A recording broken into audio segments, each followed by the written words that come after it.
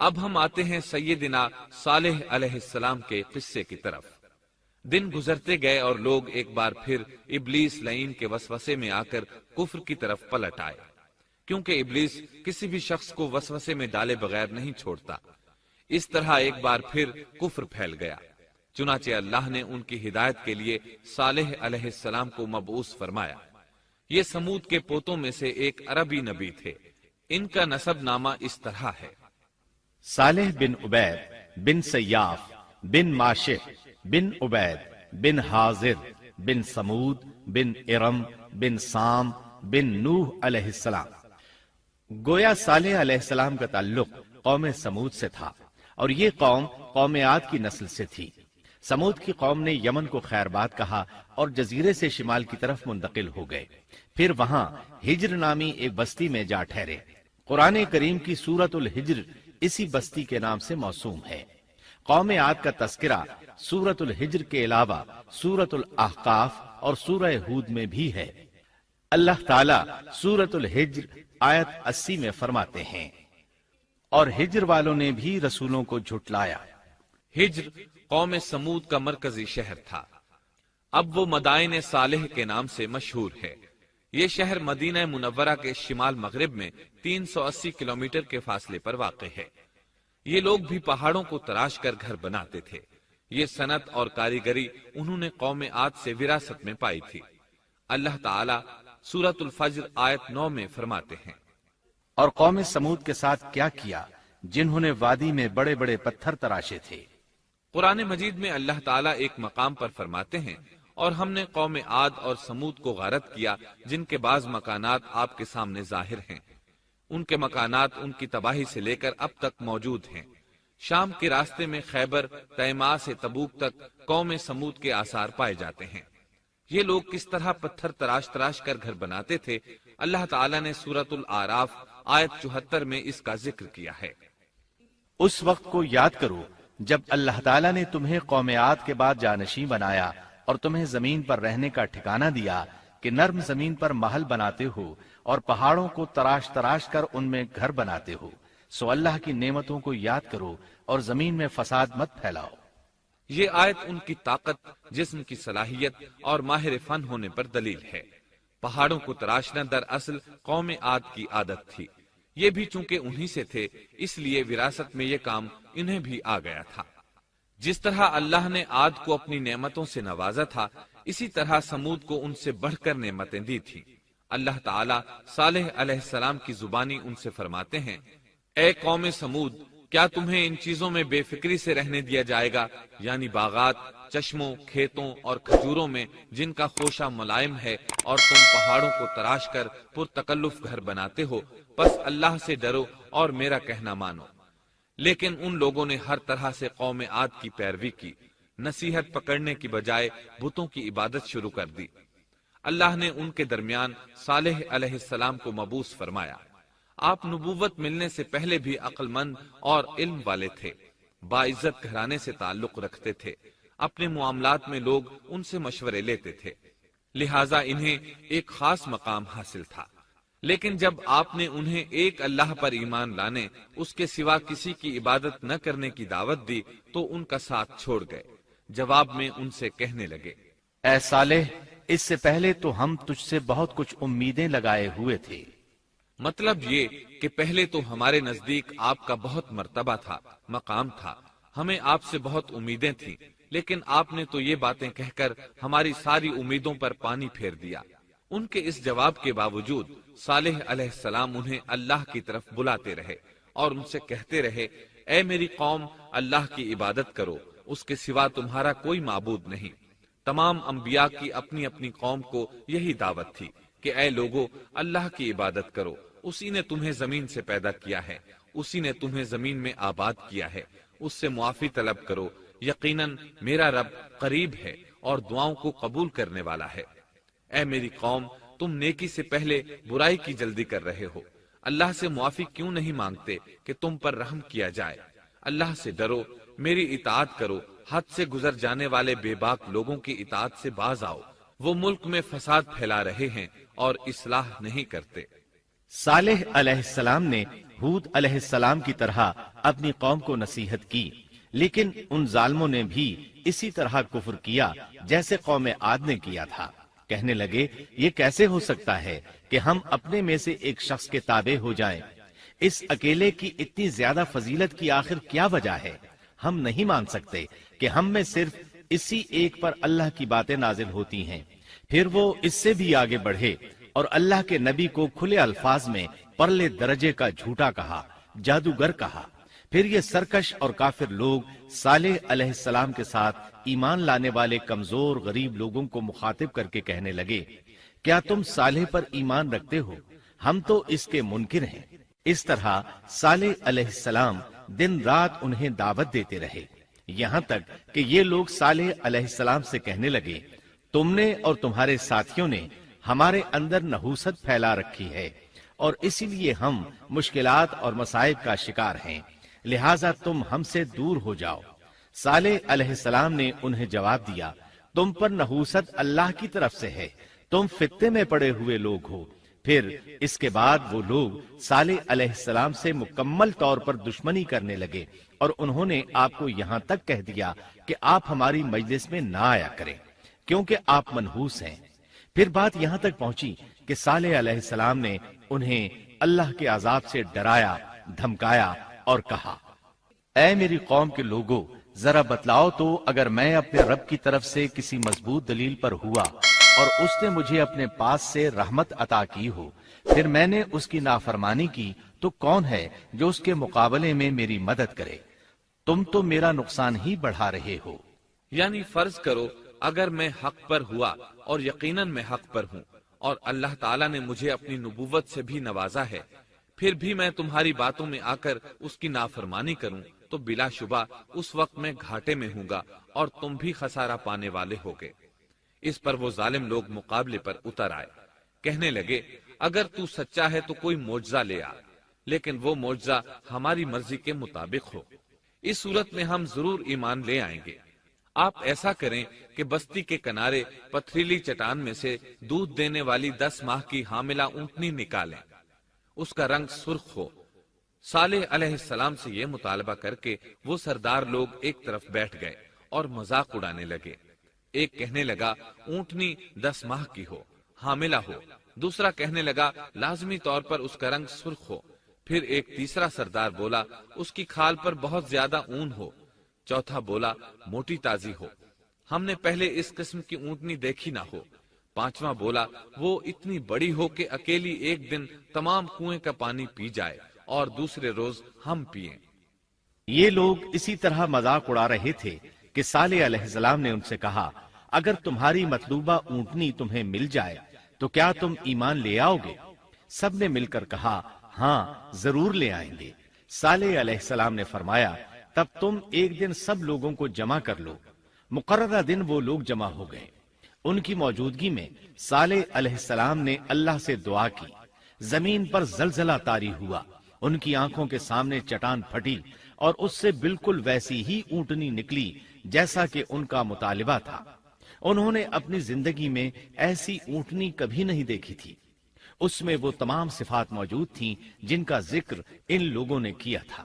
اللہ تعالیٰ صالح علیہ السلام کی زبانی سورہ ہود آیت 64 میں فرماتے ہیں، اے میری قوم، یہ اللہ کی بھیجی ہوئی اونٹنی ہے، یہ تمہارے لیے ایک معجزہ ہے۔ اب تم اسے اللہ کی زمین میں کھاتی ہوئی چھوڑ دو اور اسے کسی طرح کی تکلیف نہ پہنچاؤ، ورنہ فوری عذاب تمہیں آ پکڑے گا۔ اس اونٹنی کو چونکہ کسی اونٹنی نے جنم نہیں دیا تھا، اس لیے اس کو ناقۃ اللہ یعنی اللہ کی اونٹنی کہا گیا۔ پھر صالح علیہ السلام نے فرمایا، لوگو سن لو، ایک دن یہ اونٹنی پانی پیے گی، ایک دن تم پیو گے، تم میں سے کوئی اسے تکلیف نہ پہنچائے، ورنہ اللہ کا بدترین عذاب تم پر نازل ہوگا۔ سورۃ القمر میں اللہ فرماتے ہیں، بے شک ہم اونٹنی کو ان کے لیے آزمائش بنا کر بھیج رہے ہیں، تم صبر کے ساتھ ان کے انجام کا انتظار کرو۔ اس نشانی کے ظہور کے بعد اللہ تعالیٰ نے صالح علیہ السلام کو مخاطب کر کے فرمایا، تم اب دیکھتے رہو کہ ان کا انجام کیا ہوتا ہے، ان کی سختیوں پر صبر کرو، ان سے کہہ دو کہ پانی پر ایک دن ان کا اختیار ہوگا اور ایک دن اس اونٹنی کا، خبردار کوئی زیادتی نہ کرے اور اس اونٹنی کو پانی پینے سے نہ روکے۔ سورۃ الشمس میں اللہ تعالیٰ فرماتے ہیں کہ ان سے اللہ کے رسول نے فرما دیا تھا کہ اللہ کی اونٹنی کی اور اس کے پانی پینے کی باری کی حفاظت کرو، یعنی اسے نہ تو پانی پینے سے روکو اور نہ ہی اسے کوئی تکلیف پہنچاؤ۔ اس معجزے کو دیکھ کر لوگ دو گروہوں میں بٹ گئے۔ بہت کم لوگوں نے صالح علیہ السلام کی پیروی کی، ان پر ایمان لائے، جبکہ اکثر لوگ پھر بھی اپنے کفر پر ڈٹے رہے۔ اللہ تعالیٰ فرماتے ہیں ان لوگوں نے خود معجزے کا مطالبہ کیا تھا، لیکن اس کو اپنی آنکھوں سے دیکھنے کے باوجود ظلم پر اڑے رہے اور کفر پر اصرار کرتے رہے۔ سورۃ الحجر آیت 81 میں اللہ فرماتے ہیں اور انہیں ہم نے اپنی نشانیاں بھی عطا فرمائی تھی، لیکن پھر بھی وہ ان سے گردن موڑنے والے ہی رہے۔ اسی طرح سورہ بنی اسرائیل میں اللہ تعالیٰ فرماتے ہیں ہم نے قوم سمود کو نشان کے طور پر اونٹنی عطا فرمائی تھی، لیکن انہوں نے اس پر ظلم کیا۔ بلا شبہ وہ ایک واضح نشانی تھی، کوئی شخص یہ نہیں کہہ سکتا تھا کہ جادوگروں نے اسے پیدا کیا ہے۔ وہ اونٹنی ان میں موجود رہی، ان کے علاقے میں جہاں چاہتی چرتی، جب کنویں پر پانی پینے جاتی تو سارا پانی پی جاتی، وہ لوگ اس کا دودھ پیتے، دودھ سب کے لیے کافی ہو جاتا۔ ان کی آنکھوں کے سامنے اس نے ایک بچے کو جنم دیا، وہ شکل صورت میں بالکل اپنی ماں جیسا تھا، لوگ اسے دیکھ کر تعجب کرتے۔ بچہ اونٹنی کے ساتھ رہتا، یہ ایک واضح نشانی تھی، اس پر جادو کا گمان کیا ہی نہیں جا سکتا تھا۔ وہ اونٹنی ایک عرصے تک ان لوگوں میں رہی۔ اللہ فرماتے ہیں ہم نے قوم سمود کو بطور نشان کے ایک اونٹنی دی تھی، لیکن انہوں نے اس پر ظلم کیا۔ حالانکہ یہ نشانیاں ہم لوگوں کو ڈرانے کے لیے ہی بھیجتے ہیں۔ وہ لوگ اس اونٹنی کو دیکھ کر متعجب ضرور ہوئے، لیکن ایمان پھر بھی بہت کم لوگ لائے۔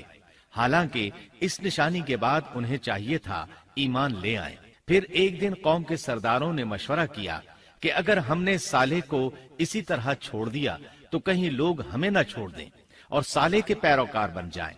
اس اونٹنی نے تو ہمیں مصیبت میں ڈال دیا ہے، ہم پورا ایک دن پانی کو چھو بھی نہیں سکتے، کیونکہ یہ سارا دن پانی پیتی رہتی ہے۔ پھر یہ اس قدر دیو ہیکل ہے کہ اسے دیکھ کر ہماری بکریاں بھاگ جاتی ہیں، اونٹ اسے دیکھ کر خوفزدہ ہو جاتے ہیں، لہٰذا ہمیں چاہیے کہ اس سے چھٹکارا حاصل کر لیں۔ وہ آپس میں مشورہ کرتے رہے، آخر انہوں نے ایک آدمی منتخب کیا۔ مورخین کا اس پر اتفاق ہے کہ اس کا نام قدار بن سالف تھا، اس کے ساتھ اس کا ایک ساتھی بھی تھا۔ ان دونوں نے مل کر اونٹنی کو قتل کیا۔ اللہ تعالیٰ سورۃ القمر آیت 29 اور 30 میں فرماتے ہیں پھر انہوں نے اپنے ساتھی کو بلایا، تب اس نے ہاتھ بڑھایا اور اس کی کونچیں کاٹ دیں، پھر دیکھا ہمارا عذاب اور ڈراوا کیسا تھا۔ اس قدار کے بارے میں نبی کریم صلی اللہ علیہ وسلم کا ارشاد ہے کہ پہلے لوگوں میں سے سب سے زیادہ بدبخت یہی تھا۔ اللہ تعالیٰ نے قرآن مجید میں اس کا ذکر یوں فرمایا ہے فَنَادَوْا صَاحِبَهُمْ، پھر انہوں نے اپنے ساتھی کو پکارا۔ سورۃ الشمس میں اللہ فرماتے ہیں جب ان میں بڑا بدبخت شخص اٹھ کھڑا ہوا۔ یہ بدبخت قدار اٹھا، اپنے ساتھی کو ساتھ لیا اور اونٹنی کو قتل کرنے کے لیے تیار ہو گئے۔ آپس میں مشورہ ہوا کہ یہ نہ کہا جائے ہم نے اسے قتل کیا ہے، اس طرح باقی لوگوں نے بھی ان سے اتفاق کیا۔ اللہ تعالیٰ سورہ نمل آیت 48 میں فرماتے ہیں اور اس شہر میں 9 آدمی ایسے تھے جو زمین میں فساد کرتے تھے اور اصلاح نہیں کرتے تھے۔ مطلب یہ کہ یہ لوگ فساد کی انتہا کو پہنچے ہوئے تھے، ان میں بھلائی نام کو نہیں تھی اور نہ ان کا فساد کی اصلاح کا ارادہ تھا۔ بخاری، مسلم اور مسند احمد کی ایک حدیث میں ہے رسول اللہ صلی اللہ علیہ وسلم نے ایک بار اپنے خطبے میں اس اونٹنی اور اسے مار ڈالنے کا ذکر فرمایا۔ آیت اذم بعثا اشقاہا کی تلاوت کرتے ہوئے فرمایا کہ جیسے ابو زمعہ تھا، اسی جیسا یہ شخص بھی اپنی قوم میں عزیز، دلیر اور بڑا آدمی تھا۔ تمام لوگوں نے اس بدبخت کے ساتھ عہد کیا اور اسے یقین دہانی کرائی کہ اگر تمہارے ساتھ کسی نے برائی کا ارادہ کیا تو تمام قوم تمہاری حمایت میں اٹھ کھڑی ہوگی۔ اس یقین دہانی کے بعد یہ بدبخت اونٹنی کے انتظار میں بیٹھ گئے۔ اونٹنی پہاڑ کی طرف سے آتی تھی اور پانی پی کر واپس چلی جاتی تھی، یہی اس کا معمول تھا۔ جب ان لوگوں نے چٹان سے اونٹنی کو نکلتے دیکھا تو اچانک حملہ کرنے کے لیے آگے بڑھے، لیکن اس کا جثہ دیکھ کر خوفزدہ ہو گئے، الٹے پاؤں بھاگے۔ بدبخت قدار نے اپنے ساتھیوں کی یہ حالت دیکھی تو ہنس پڑا اور آگے بڑھ کر اونٹنی کی ران میں تیر مارا۔ اس سے اونٹنی کی ران کی ہڈی ٹوٹ گئی اور وہ نیچے گر گئی۔ پھر اس ظالم نے اپنے ساتھیوں کو آواز دی اور آگے بڑھ کر اونٹنی کی کونچیں کاٹ دی۔ سورۃ الشمس میں اللہ تعالیٰ فرماتے ہیں، ان لوگوں نے اپنے پیغمبر کو جھوٹا سمجھ کر اس اونٹنی کی کونچیں کاٹ دی، پس ان کے رب نے ان کے گناہوں کے باعث ان پر ہلاکت ڈالی اور پھر ہلاکت کو عام کر دیا اور اس بستی کو برباد کر دیا۔ اونٹنی کی کونچیں کاٹ دیے جانے کے بارے میں اللہ تعالیٰ ایک دوسرے مقام پر فرماتے ہیں کہ پس انہوں نے اونٹنی کو مار ڈالا اور اپنے پروردگار کے حکم سے سرتابی کی اور کہنے لگے، اے صالح، جن عذابوں سے تو ہمیں دھمکاتا رہتا تھا، اگر تو واقعی پیغمبر ہے تو ان عذابوں کو ہم پر نازل کرا دے۔ اونٹنی پر حملہ ہوتے ہی اس کا بچہ بھاگ نکلا تھا۔ وہ پہاڑ کی چوٹی پر چڑھ گیا، 3 مرتبہ بلبلایا۔ یہ بدبخت اس کے پیچھے بھاگے اور آخر اسے بھی قتل کر دیا۔ پھر تمام بستی والے جمع ہوئے، اونٹنی اور اس کے بچے کا گوشت تیار کیا اور مزے کے ساتھ اس کو کھایا۔ اس جرم میں ان سب نے شرکت کی، البتہ جو لوگ صالح علیہ السلام پر ایمان لے آئے تھے وہ الگ تھلگ رہے۔ صالح علیہ السلام کو جب یہ خبر ملی تو وہ گھبرائے ہوئے اونٹنی کے پاس پہنچے۔ اونٹنی بے جان پڑی تھی، اس کا بچہ بھی بے جان تھا۔ لوگ ان کے گرد جمع تھے اور ان کا گوشت کھا رہے تھے۔ اس وقت صالح علیہ السلام نے ان سے کہا، اس پر صالح نے کہا کہ اچھا تم 3 دن تک اپنے گھروں میں رہ سہ لو، یہ وعدہ جھوٹا نہیں ہے۔ مطلب یہ کہ تمہیں صرف 3 دن کی مہلت ہے، اس کے بعد تم سب کے سب ہلاک کیے جاؤ گے۔ وہ صالح علیہ السلام کی بات کو رد کرتے ہوئے انہیں دھمکیاں دینے لگے کہ جن عذابوں کا تو ہم سے وعدہ کر رہا ہے، اگر تو سچا ہے تو ان کو ہم پر نازل کر دے۔ اس کے بعد وہ جمع ہو کر مشورہ کرنے لگے کہ آج رات صالح کو بھی مار ڈالو۔ ان کے اس مشورے کے بارے میں اللہ تعالیٰ سورۃ النمل آیات 48 اور 49 میں فرماتے ہیں، اس شہر میں 9 سردار تھے، وہ زمین میں فساد پھیلاتے رہتے تھے اور اصلاح نہیں کرتے تھے۔ انہوں نے آپس میں بڑی بڑی قسمیں کھا کھا کر عہد کیا کہ رات ہی کو صالح اور اس کے گھر والوں پر چھاپا ماریں گے اور اس کے وارثوں سے صاف کہہ دیں گے کہ ہم اس کے اہل کی ہلاکت کے وقت موجود نہیں تھے اور ہم بالکل سچے ہیں۔ اب یہ لوگ صالح علیہ السلام کے گھر کی طرف چلے۔ اللہ تعالیٰ سورۃ النمل آیات 50 اور 51 میں فرماتے ہیں، اور انہوں نے ایک داؤ کھیلا، سو ہم نے بھی ایک ایسا داؤ کھیلا کہ انہیں خبر بھی نہ ہوئی۔ پھر دیکھو کہ ان کے داؤ کا کیا انجام ہوا، ہم نے انہیں اور ان کی ساری قوم کو ہلاک کر دیا۔ صالح علیہ السلام کا گھر پہاڑ کی بلندی پر تھا۔ یہ فسادی لوگ ابھی اوپر چڑھ رہے تھے کہ زمین حرکت کرنے لگی۔ ایک چٹان اوپر سے لڑھکتی ہوئی آئی اور ان تمام کو پیس کر رکھ دیا۔ ان 9 فسادی لوگوں کی ہلاکت کے ساتھ ہی اللہ کے عذاب کی ابتدا ہو چکی تھی۔ چنانچہ صالح علیہ السلام نے اپنے ساتھیوں کے ساتھ اس بستی کو چھوڑ دیا، یعنی وہ ہجر کے علاقے سے نکل گئے۔ صبح ہوئی تو لوگوں نے ایک عجیب منظر دیکھا۔ قوم سمود کے تمام لوگوں کے چہرے زرد پڑ چکے تھے، وہ سب رونے لگے کیونکہ عذاب کے آثار شروع ہو چکے تھے۔ دوسرے دن تمام لوگوں کے چہرے آگ کی طرح سرخ ہو گئے اور تیسرے دن تمام کے چہرے سیاہ ہو چکے تھے۔ اپنی یہ حالت دیکھ کر سب لوگ رونے اور چیخ پکار کرنے لگے، اپنی قبریں کھودنے لگے۔ اب انہیں یقین ہو چکا تھا کہ عذاب کا وعدہ برحق تھا۔ اللہ تعالیٰ نے انہیں پہلی قوموں کی طرح ایک قسم کا عذاب نہیں دیا تھا، جیسے قوم نوح کو صرف طوفان کے ذریعے ہلاک کیا گیا، قوم عاد کو صرف طوفانی ہوا کے ذریعے ہلاک کیا گیا، لیکن قوم سمود کو اللہ تعالیٰ نے طرح طرح کے عذابوں سے دوچار کیا، اس لیے کہ انہوں نے اپنی مطلوبہ شرط پوری ہونے کے باوجود ایمان قبول نہیں کیا تھا۔ عذاب کی ابتدا زلزلے سے ہوئی، زمین حرکت کرنے لگی۔ اس کی وجہ سے وہ لوگ اپنے گھروں میں اوندھے کے اوندھے پڑے رہ گئے، ان میں اٹھنے کی طاقت تک نہ رہی۔ پھر آسمان میں سخت کڑاکا ہوا، اس کی ہولناک دہشت انگیز چنگھاڑ نے ان کے بھیجے پھاڑ کر رکھ دیے۔ ایک ہی لمحے میں ایک ساتھ وہ سب ڈھیر ہو گئے۔ ان کی ہلاکت اور تباہی کو بیان کرتے ہوئے اللہ تعالیٰ سورۃ الزاریات آیات 43 تا 45 میں فرماتے ہیں، اور سمود کے قصے میں بھی عبرت ہے جب ان سے کہا گیا کہ تم کچھ دن تک فائدہ اٹھا لو، لیکن انہوں نے اپنے رب کے حکم سے سرتابی کی، اس پر انہیں ان کے دیکھتے دیکھتے تیز و تند کڑاکے نے ہلاک کر دیا، پس نہ تو وہ کھڑے ہو سکے اور نہ بدلہ لے سکے۔ اسی طرح سورہ ہود میں اللہ تعالیٰ نے ان کی تباہی کا نقشہ اس طرح کھینچا ہے کہ ایک زور کی کڑک نے ان ظالموں کو آ لیا، پھر تو وہ اپنے گھروں میں زانوں کے بل مردہ پڑے رہ گئے، ایسے گویا کہ وہ کبھی آباد ہی نہ تھے۔ سورۃ القمر میں اللہ نے ان کی رسوائی ان الفاظ میں بیان کی ہے، ہم نے ان پر ایک چیخ بھیجی، پھر وہ ایسے ہو گئے جیسے کانٹوں کی باڑ کا چورا۔ دوسری طرف صالح علیہ السلام اور ان کے ساتھیوں کو اللہ تعالیٰ نے اپنی رحمت سے نجات دی۔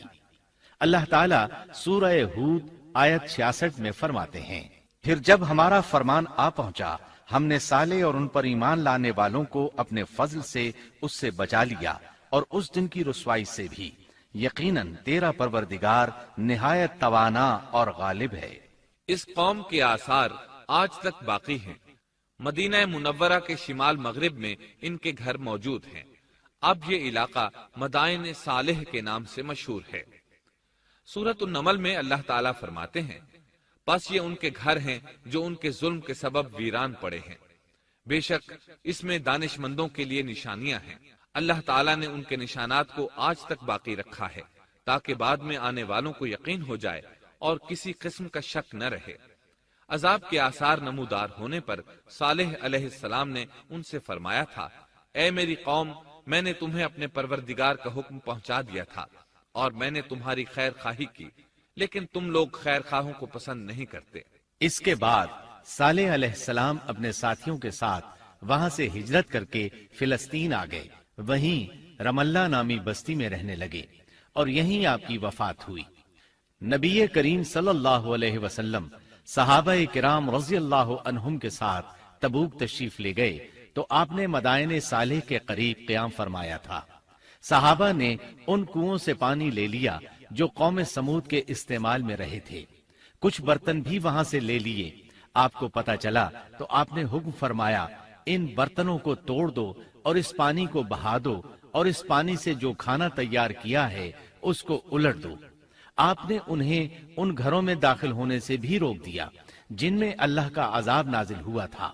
آپ صلی اللہ علیہ وسلم نے فرمایا، میں ڈرتا ہوں تم پر بھی ایسا عذاب نہ آ جائے جیسا ان پر آیا تھا، اس لیے ان کے علاقے میں داخل نہ ہوا کرو، اور اگر داخل ہونا پڑ جائے تو روتے ہوئے داخل ہوا کرو، اور رونا نہ آئے تو رونے جیسی شکلیں بنا لیا کرو تاکہ تمہارا شمار ظالموں میں نہ ہو۔ اللہ تعالیٰ فرماتے ہیں، آگاہ رہو، قوم سمود نے اپنے رب سے کفر کیا، سن لو ان سمودیوں پر پھٹکار ہے۔ قرآن میں ان کا قصہ 26 سے زائد مرتبہ بیان کیا گیا ہے۔ اس کے بعد لوگ ایمان کی حالت میں امن چین کی زندگی بسر کرنے لگے، لیکن پھر نئے سرے سے ان میں خرابی پیدا ہوئی۔ شیطان نے پھر اپنا کام دکھایا، ان کے دلوں میں وسوسہ ڈالا اور فلسطین، عراق، مصر اور جزیرے کے نواحی علاقوں میں شرک پھیل گیا۔ لوگ ایک بار پھر کفر کی طرف پلٹ پڑے۔ اس پورے قصے میں چند عبرتیں ہیں، آئیے ذرا ان کا بھی ذکر ہو جائے۔ اللہ تعالیٰ کی اونٹنی اگرچہ سیدنا صالح علیہ السلام کی نبوت کا ایک نشان تھی، ان کی سچائی کا ثبوت تھی، لیکن قرآن کریم کی وضاحت یہ ہے کہ وہ قوم سمود کی آزمائش کے لیے تھی اور وہی ان کی ہلاکت کا نشان ثابت ہوئی، جیسا کہ سورۃ القمر میں اللہ تعالیٰ فرماتے ہیں، بے شک ہم اونٹنی کو ان کی آزمائش اور امتحان کے لیے بھیجنے والے ہیں، پس تو ان کے انتظار میں رہ اور صبر اختیار کر۔ سنت اللہ یہ رہی ہے کہ اگر وہ اپنے پیغمبر کو کسی قوم کی ہدایت کے لیے بھیجے اور قوم اس کی ہدایت پر کان نہ دھرے تو ضروری نہیں کہ وہ قوم ہلاک کر دی جائے، لیکن جو قوم اپنے نبی سے اس وعدے پر نشان طلب کرے کہ اگر ان کا مطلوبہ نشان ظاہر ہو گیا تو وہ ایمان لے آئیں گے، اور پھر نشان آ جانے کے بعد وہ ایمان نہ لائے تو اس قوم کی ہلاکت یقینی ہے۔ اللہ تعالیٰ پھر اس قوم کو معاف نہیں کرتے جب تک کہ وہ تائب نہ ہو جائے اور اللہ کے دین کو قبول نہ کرے، یا عذاب الہی سے صفائے ہستی سے مٹ کر دوسروں کے لیے عبرت کا نشان بن جائے۔ لیکن اس سنت سے نبی کریم صلی اللہ علیہ وسلم کی امت مستثنا ہے، اس لیے کہ آپ صلی اللہ علیہ وسلم نے وضاحت فرمائی ہے، میں نے اللہ تعالیٰ سے دعا مانگی ہے کہ اللہ تعالیٰ میری امت میں عذاب عام مسلط نہ فرمائے، اور اللہ نے میری دعا قبول فرما لی۔ قرآن میں اللہ تعالیٰ نے نبی کریم صلی اللہ علیہ وسلم کی اس بات کی یوں تصدیق کی ہے، اے رسول، اس حال میں کہ تو ان میں موجود ہے، اللہ تعالیٰ ان کافروں پر عذاب مسلط نہیں کرے گا۔ اور یہ ایک خطرناک غلطی ہے، نفس کا دھوکہ ہے کہ انسان عیش و عشرت اور دنیاوی جاہ و جلال کو دیکھ کر یہ خیال کر بیٹھے، یہ گمان کر لے کہ جس قوم یا فرد کے پاس یہ سب کچھ موجود ہے وہ ضرور اللہ تعالیٰ کے سائے میں ہے، اور یہ کہ ان کی یہ خوش عیشی اس بات کی علامت ہے کہ اللہ تعالیٰ کی خوش نودی ان کے ساتھ ہے۔ یہ نفس کا دھوکہ ہے، غلط فہمی ہے، بلکہ کج فہمی ہے۔